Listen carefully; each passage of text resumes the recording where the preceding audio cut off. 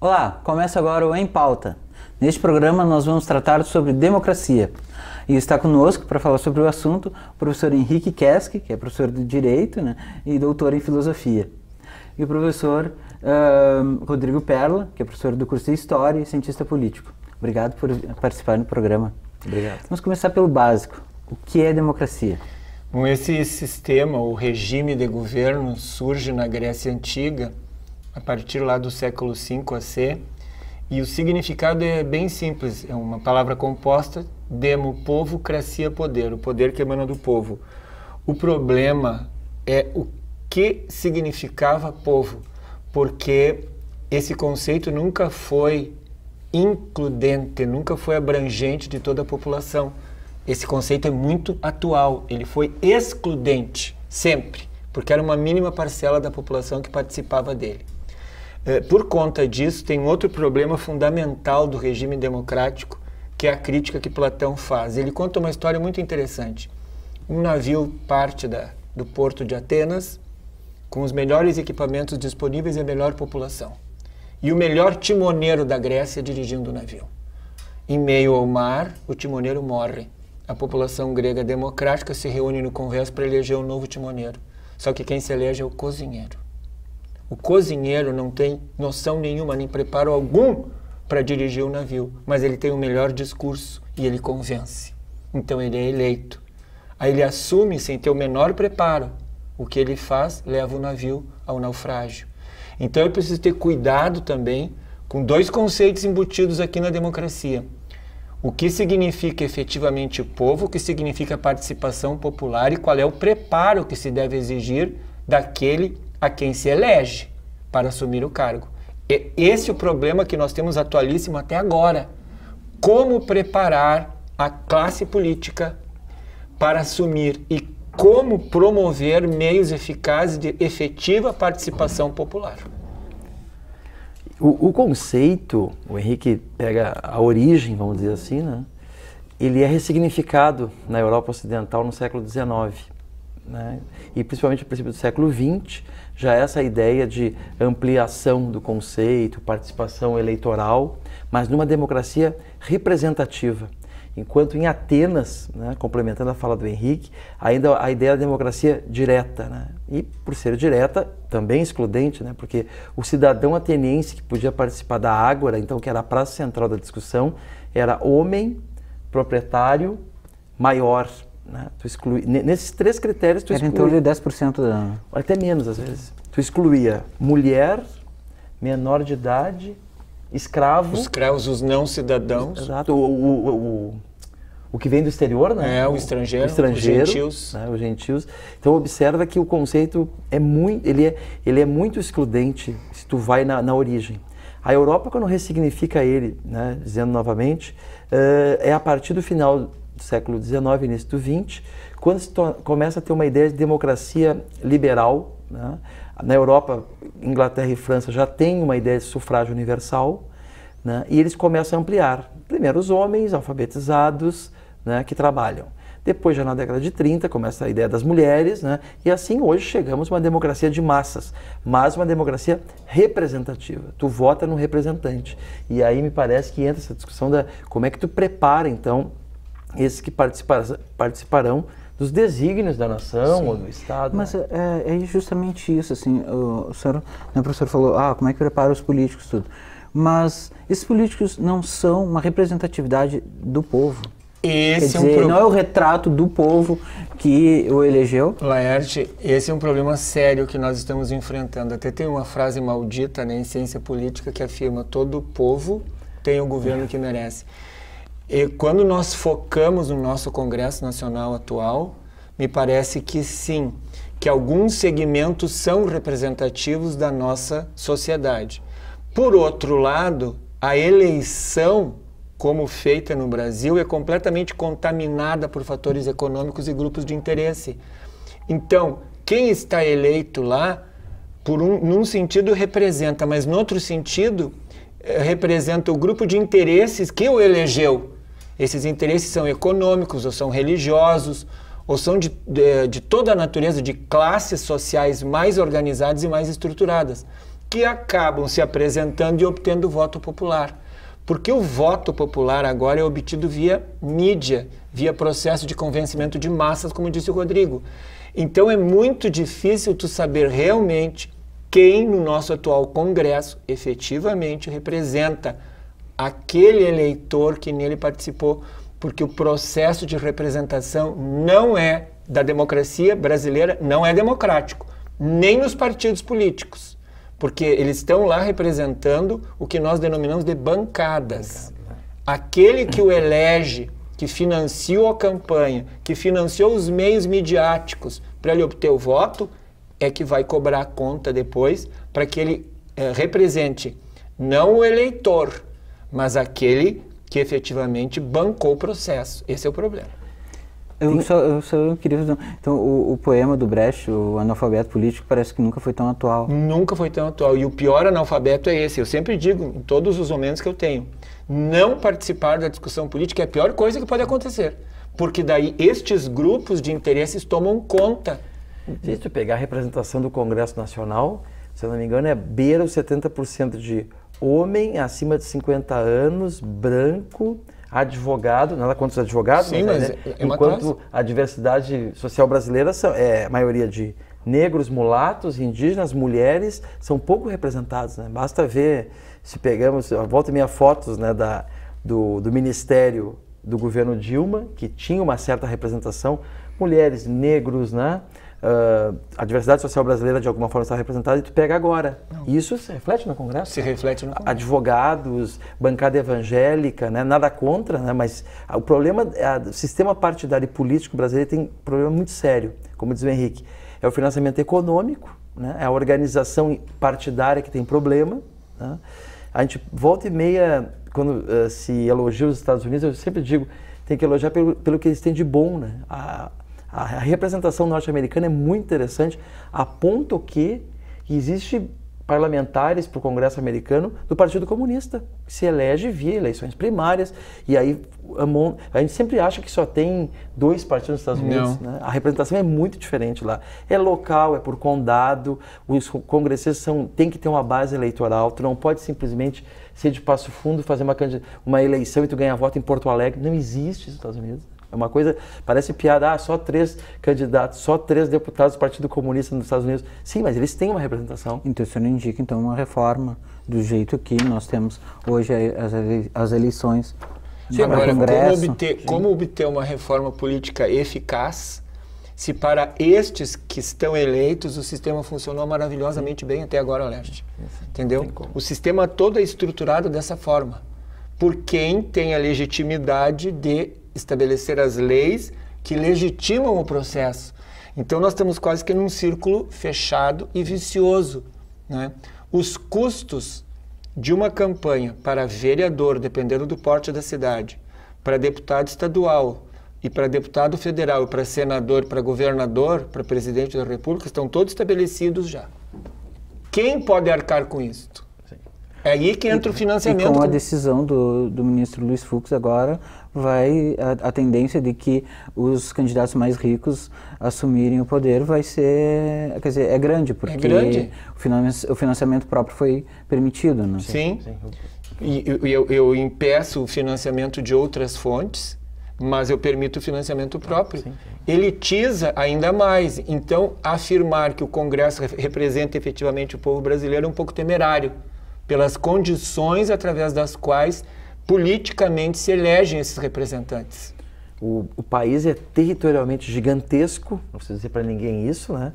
E isso leva a uma discussão da reforma, né? E parece que era necessário ter nos parlamentos, né, a metade das cadeiras ser eleita na questão do voto fechado. Sim. Ter uma eleição nisso e deixar metade. O sistema híbrido é o melhor para o Brasil. Metade tu faz em voto fechado, em lista, vota no partido e o partido indica o mais votado, e a outra deixa livre, porque aí tu consegue ter um mínimo de representação, né? Hoje em dia, nesse sistema livre, né, o voto não vinculado, nós temos diversos problemas, né? Aí tu chega num presidencialismo de coalizão, onde tu precisa ter uma bancada de apoio. Como é que tu faz isso? Bom, nós apelidamos de mensalão nos últimos tempos, né? Mas sempre teve essas negociações, porque tu precisa, independente da questão partidária, ter uma base de apoio, senão tu não governa. Tivemos agora com o governo Temer, né, para evitar que ele fosse processado Liberação na de STF. verbas. Por 2 vezes, o governo Temer comprou literalmente toda a base de sustentação parlamentar que o mantém no poder, apesar de ser o presidente que tem a menor representação popular da história deste país. Então, o que é que está mantendo o Temer? Quem é que mantém o governo Temer? O Congresso Nacional, que foi literalmente comprado em sua base de apoio. E antes esta compra era por cargos ou por posições dentro da estrutura, e agora nós sabemos, e a Lava Jato está nos mostrando isso, é por corrupção direta. Em 64, né, os historiadores definiram que foi um golpe civil-militar. Podemos dizer que 2016 foi um golpe parlamentar, midiático, empresarial, com o aporte do jurídico? Laerte, eu venho afirmando isso desde sempre. E cada vez mais o tempo vai mostrar que realmente nós vivemos um golpe parlamentar revestido de juridicidade pelo direito. Ou seja, o direito deu a base de legitimação de um golpe parlamentar. Por isso causou tanto problema aquelas universidades que estão com disciplinas que vão propor o estudo do golpe, porque é isso que efetivamente aconteceu. E há uma disputa em torno desse nome, né, desse conceito. Algumas universidades públicas já começaram, então, né, vamos dizer assim, a consolidar essa discussão. Em outras áreas também. Atualmente, né, alguns já chegaram a falar em golpe do impeachment. Né, então tem de tudo aí. Até cada vez que me perguntam alguma coisa a respeito de um fato recente, tem uma frase atribuída ao Mao Tse Tung. Eu digo atribuída porque eu não tenho certeza da fonte, né? Perguntaram para o Mao Tse Tung o que ele achava da Revolução Francesa, né? Ele respondeu, é um evento muito recente para ter uma posição tão cabal, até porque a perspectiva de tempo na China vai 5.000 anos, né? Enquanto nós ocidentais achamos, ou pretensamente ocidentais, achamos que a gente pode ter um veredito sobre, em que pese pessoalmente eu achar golpe também, né? E tem elementos para defender isso, não tem problema algum. Tá, eu quero retomar a questão da democracia. Eu vou falar uma frase do Saramago, que foi aqui no Fórum Social Mundial em Porto Alegre, né? Saudoso Saramago, né? Tudo se discute nesse mundo, menos a democracia. A democracia está aí como se fosse uma espécie de santa no altar, uma referência. Mas ela é sequestrada, condicionada, amputada, porque o poder do cidadão limita-se a tirar um governo e colocar outro que talvez venha a gostar. Mas as decisões que são tomadas em outra esfera e organismos não são democráticas. Em cima dessa provocação, há outras com todo esse aporte tecnológico que nós estamos vivendo, há formas do cidadão ser mais efetivo na democracia? Eu queria pegar um gancho que o Rodrigo deixou aqui, importante, da Revolução Francesa, porque lá aquela reivindicação popular fez com que a elite econômica dominante entregasse poder político. Rousseau vai falar da vontade popular, mas o poder econômico continuou nas mãos dos mesmos. Quando o Saramago fala de democracia sequestrada, ele quer afirmar exatamente isso. Nós recebemos somente o poder de comparecer à cabine e votar, entende? Então, nesse sentido, é muito pouco. Então, nós teríamos que construir organizações da sociedade civil que também aumentassem a base de sustentação desse processo democrático, para ela não ser sequestrada por quem? Como nós já dissemos antes, por estes que pagam e que financiam o processo eleitoral como um todo. Agora, não discutir a democracia é o pior de todos os males. Nós precisamos saber o que isso significa e aonde temos que chegar com isso. Então, essa provocação é absolutamente válida, inclusive nesse debate, porque nós precisamos encontrar um rumo adequado para esse processo democrático. Na realidade, a participação não qualificada, que é essa que é só votar a cada 2 anos ou a cada 4 anos, torna também essa democracia muito frágil, que frágil ela já é por natureza, né? Tanto é que há exemplos históricos, que no momento que tu pressiona a democracia, ela tende a ceder, que é o regime mais fraco de todos no sentido de sua consolidação no seio popular, né? Por isso que ela é um processo educativo, pedagógico, o voto, a participação. Eu sempre remeto ao caso norte-americano, que é um caso de sucesso muito interessante, que é essa participação direta nas questões da cidade e do condado. É ao contrário de nós, que achamos que uma eleição nacional é muito mais importante que uma eleição municipal, os norte-americanos não. Eles têm a eleição, o sistema político partidário, tudo em nível local. Tanto é que existem mais de 120 partidos nos Estados Unidos. Muitos em nível local, tem partido nazista, tem partido da pornografia, né? Tanto é que tu vê assim, o condado da Flórida vai votar pela liberação do uso da cannabis para a questão recreativa. Os caras votam. Mas é justamente isso, professor. Já está estourando o primeiro bloco, né? Mas assim, eu lembro que quando teve o plebiscito, por exemplo, do desarmamento, eu li muitos jornalistas falando que tudo, se queixando desse plebiscito, quer dizer, tudo teria que decidir. Eles já estavam votando para que os governantes, então, quer dizer, não há uma boa vontade para uma participação mais efetiva, mais participativa, digamos. Nesse caso do desarmamento, tem uma questão cultural nos Estados Unidos forte, que é a emenda constitucional número 2, o americano se formou culturalmente com a ideia de que ele tem direito de se armar. Então, retomando, nós precisamos realmente, de forma cultural, só que isso é demorado, é um processo lento, né, na história, de fortalecer as nossas instituições civis e fortalecer a nossa participação democrática. Não é de cima para baixo, não é através de leis, não é nem através de reforma política. Se tu quiser isso mesmo, é uma construção cultural demorada. Professor, o debate está bom, mas a gente vai para o intervalo, né? E voltamos em breve falando sobre democracia.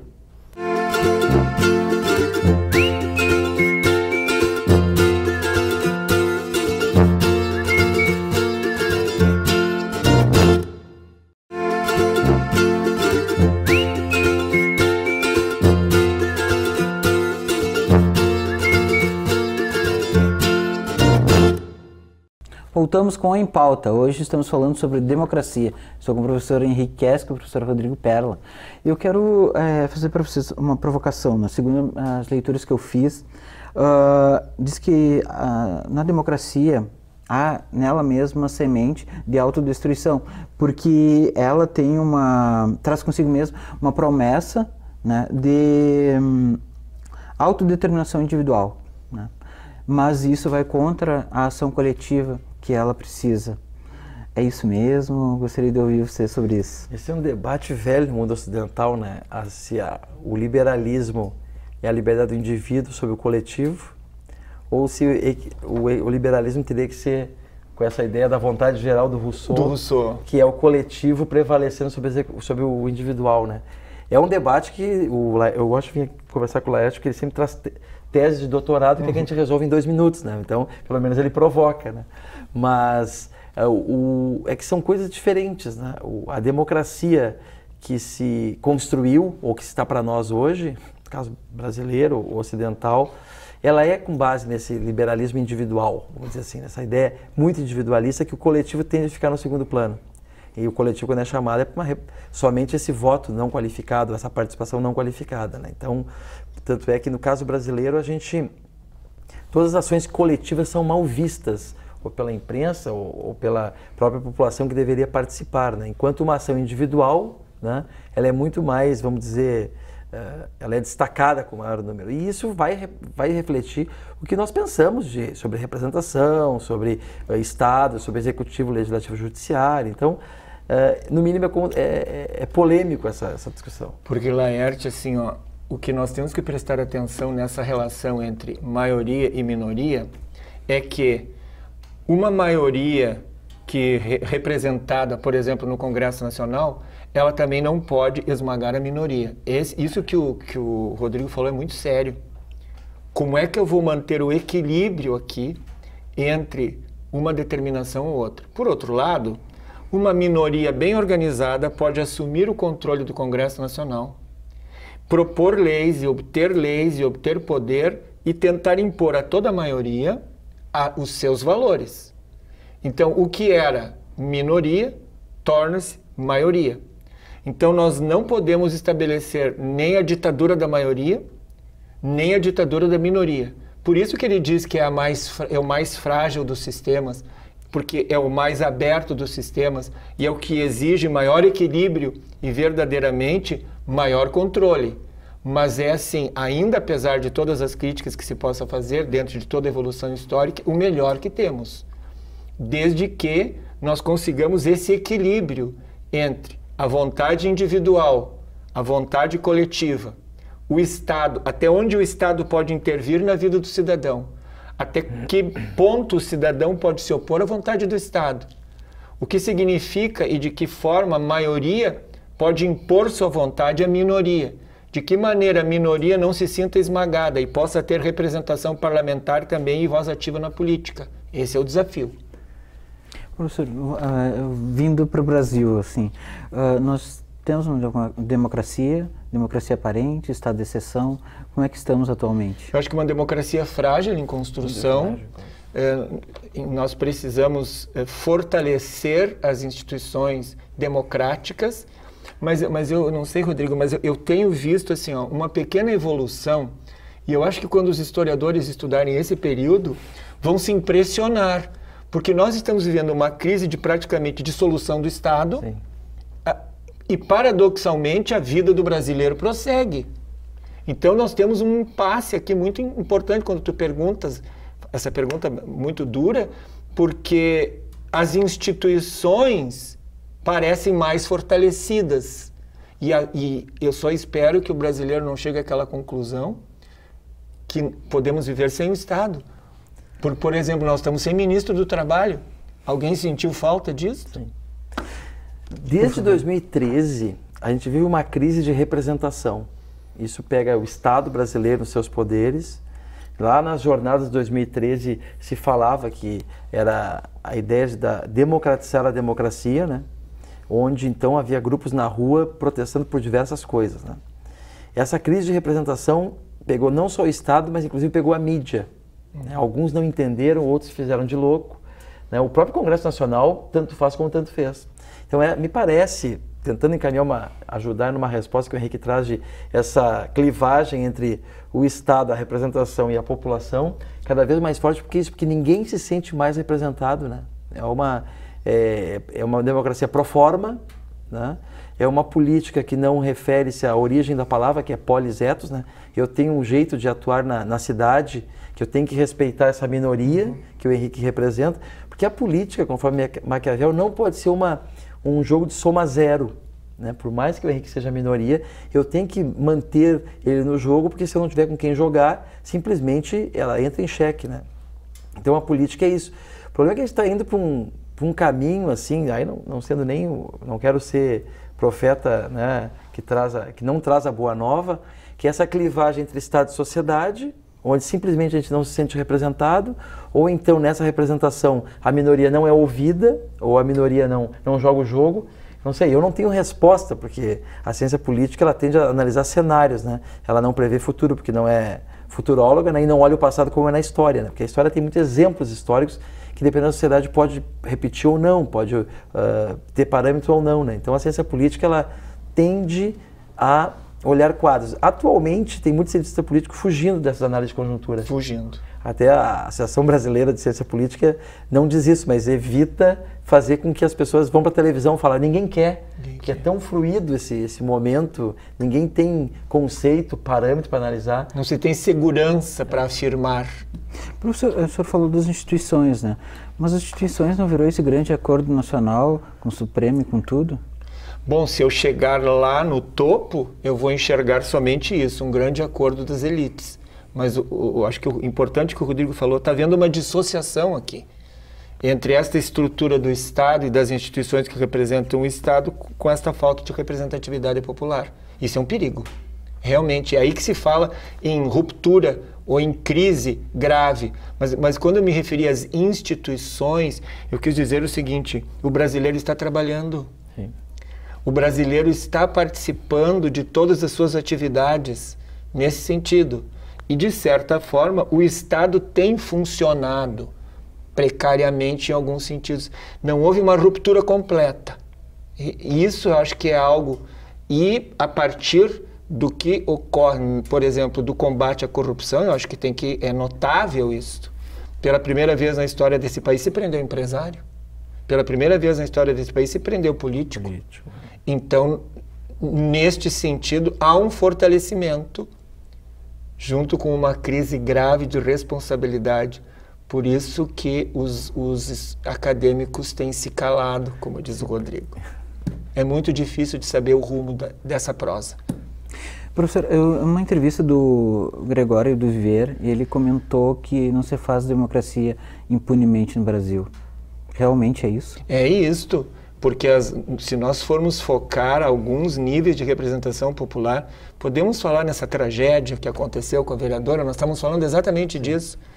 O Rodrigo acabou de destacar todas as características desta mulher. Ela é realmente uma defensora dos direitos humanos.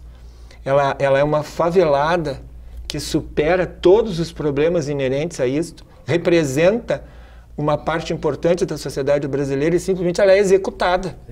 Ninguém pratica a democracia no Brasil impunemente, concordo? Porque as estruturas dominantes, encasteladas no poder, não são democráticas, é uma triste herança colonial. Não é para a maioria, né? Não é para a maioria. O jogo da política não é para a maioria, né?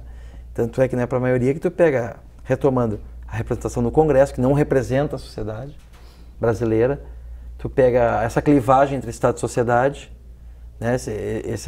Eu não gosto muito de botar essa herança patrimonial na conta dos irmãos lusitanos, sim, mas volta e meia me pego pensando se não tem essa relação, né? Mas a democracia, então, ela é fraca no Brasil, não é para todos, né?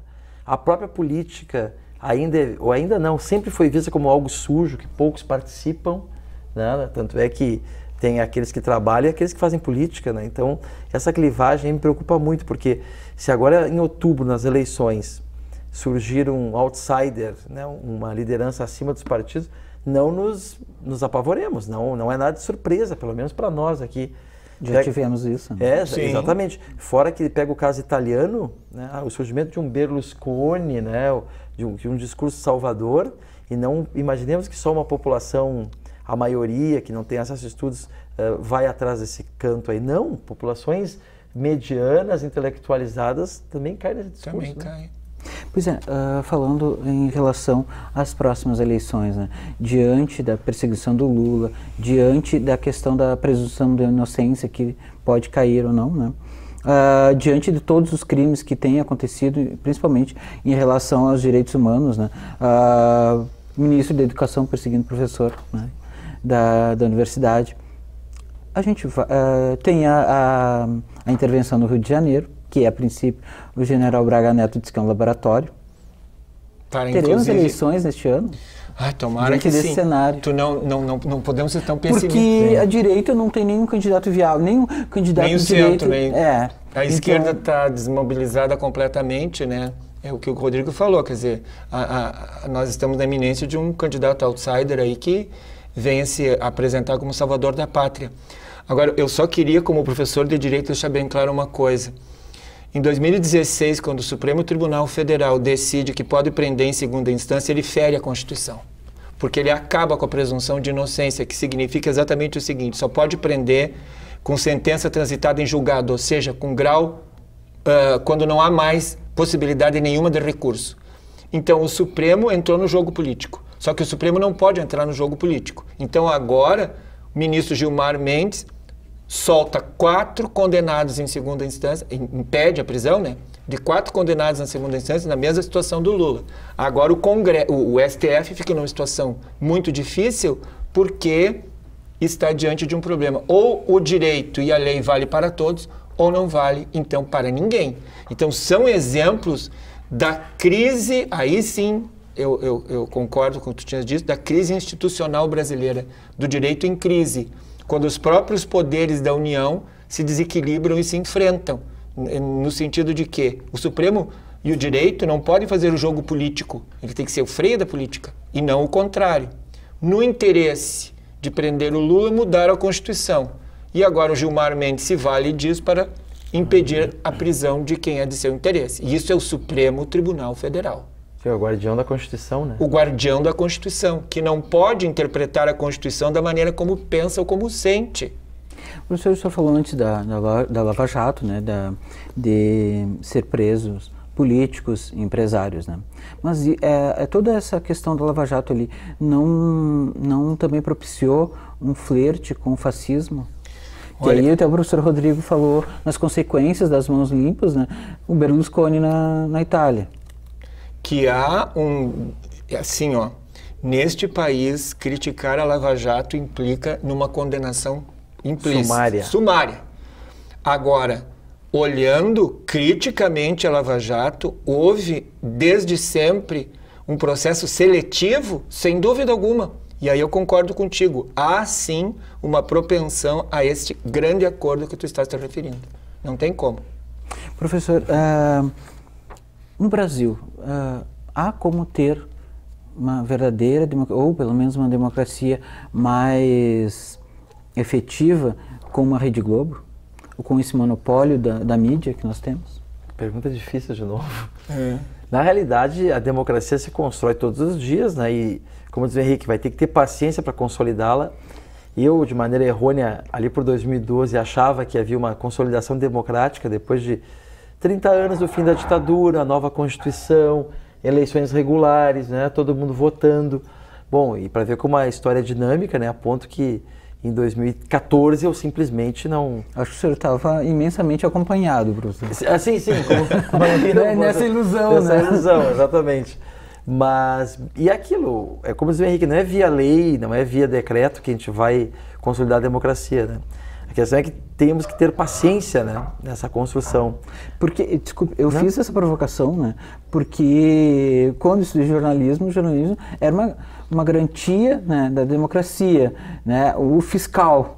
Mas o fiscal aqui no Brasil me parece muito venal, né? Muito vendido. A liberdade de imprensa é a base de toda a sustentação política, só que no Brasil nós temos uma imprensa totalmente dirigista. Sim. Ela forma a opinião pública de acordo com os valores da classe dirigente e ponto, isso é verdade. É opinião publicada, na realidade, né? E as 7 famílias que comandam os 7 grandes grupos de comunicação do país estão divididos, né? Elas têm interesses políticos, né? Tem a abordagem que se faz não só comercial, porque tem que vender espaço, mas também interesses até mesmo de classe, né? Essa é uma perspectiva que meus amigos marxistas vão utilizar, e aí essa classe tem representada na imprensa e dissemina uma ideia, né? Conforme o Karl Marx, a ideia de uma época é a ideia da classe dominante daquela época, né? Exatamente. Como é que tu define? Já estamos no final, mas eu preciso fazer uma última pergunta. O Marcel, que é o diretor, deve estar indignado comigo. Mas assim, diante da concentração de renda, que nunca foi tão grande, né, com o neoliberalismo, o que isso efetivamente, né, põe em risco na democracia? Eu vejo um risco, mas queria ouvir de vocês. Toda construção, toda concentração de renda provoca uma base imensa dessa pirâmide social ignorante e sem acesso aos meios de esclarecimento de qualquer natureza. Ou seja, concentração de renda produz o analfabeto político, mas isso é interesse da elite dominante, porque quanto menos esclarecidos, mais manipuláveis essa imensa massa da população. Quanto menos esclarecidos, mais fáceis de comprar, mais fácil de seduzir ou de induzir a partir da mídia. Então, realmente, um problema gravíssimo que afeta totalmente a democracia, essa proposta neoliberal de concentração de renda. Creio que não há dúvida. Sim, porque o eleitor se torna mais um cliente que é comprado ou compra alguma coisa, não participa da vida orgânica dessa democracia ou desse partido político, né? E tende, então, a reproduzir essa lógica de que o dinheiro compra tudo e tudo mais. E a democracia está em xeque no momento torna a palavra democracia esterilizada do seu sentido transformador. Claro. Países ou territórios que têm uma outra experiência democrática, mais vinculada à população, mais local, são mal vistos, né? E peguemos o caso mais que está na mídia atualmente, a Venezuela. O caso da venezuelana é um caso controverso até hoje, porque há uma participação efetiva. O caso de Cuba, né, que a mídia tende a colocar num outro plano, só que seria uma ditadura.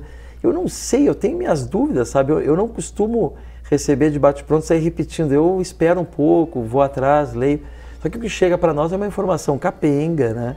Ninguém que está ideologizado. Né? Exato, então complicadíssimo, né? professor Rodrigo Perla, professor Henrique, muito obrigado, nós já estouramos o tempo, né? Mas o debate foi muito bom. Tá bom. Obrigado. Agradeço também. O Em Pauta fica por aqui. Até a próxima semana. Tchau.